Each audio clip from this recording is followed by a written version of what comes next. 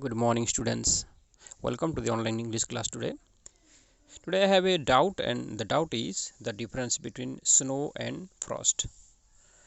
Till you find the answer for me, I would tell you two stories. The first one is there was a Greek philosopher called Socrates. He was the seeker of the truth, which is known as epistemology of truth. He questioned everything. Plato was his disciple. Actually, Socrates didn't write any book of philosophy. Plato later wrote about him, adding his own philosophy. He believed in the statement, I know that I know nothing. And that's why he asked a lot of questions.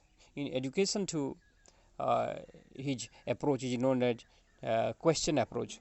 He questioned everything, even questioned the authority of the king, authority of deity, to seek the truth. So he influenced a lot of youth. He made a lot of followers in Athens. Later, he was accused of corrupting the minds of the youth. A trial was held, and he was forced to drink a cup of poison called hemlock.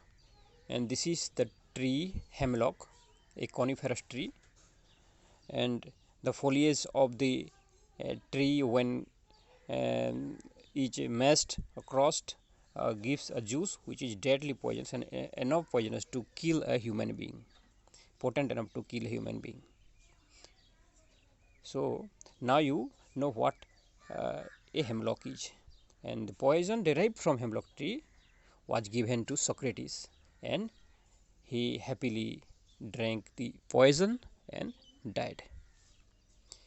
Now move on to the second story.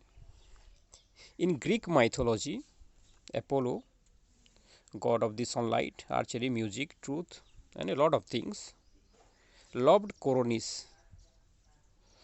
But Coronis betrayed Apollo and married Ischys, a mortal, not a deity. And this news actually enraged Apollo, and the news was brought by a crow which used to be white then. So Apollo was very much angry, and for bringing the bad news, he wanted to kill it, though later he removed and turned the white crow into black forever. So today we'll find about how these two things can be such dreary and deadly thing. We'll read a poem by American poet Robert Frost, born in 1874 in San Francisco and died in 1963. Here is the picture of Robert Frost. You have learned his poems earlier. In class 9 you had poem the Road Not Taken, and you might have heard the famous lines by Robert Frost, that is, woods are lovely, dark and deep, but I have promises to keep, and miles to go before I sleep, miles to go before I sleep. An all-time favorite by Pandit Jawaharlal Nehru is from Stopping by Woods on a Snowy Evening. Today we will read a poem by him, that is one of his shortest poems, Dust of Snow. This poem is composed of a single sentence with seemingly two stanzas. So let's move on to the poem from your book, written by composed by Robert Frost. Let's read the lines. The way a crow shook down on me, the dust of snow from a hemlock tree, has given my heart a change of mood and saved some part of a day I had rued. So it seems the poet is under the tree, maybe sitting down or walking under it, not clear.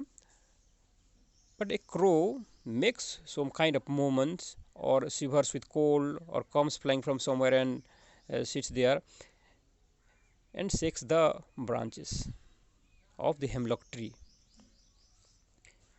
And some dust of snow falls over the poet. The poet's mood changes, and it made his day as he was in a bad mood and repenting something. His heart was changed, he got something to think over in a positive way. So, the essence of the poem is that things known to bring misfortune, bad news, and symbol of death in many cultures. In Indian cultures also, crow is known to bring the news of death or something ominous. In Western culture also, the crow is not regarded as a good bird or bringing some good news. And another symbol is hemlock, that is also a symbol of death.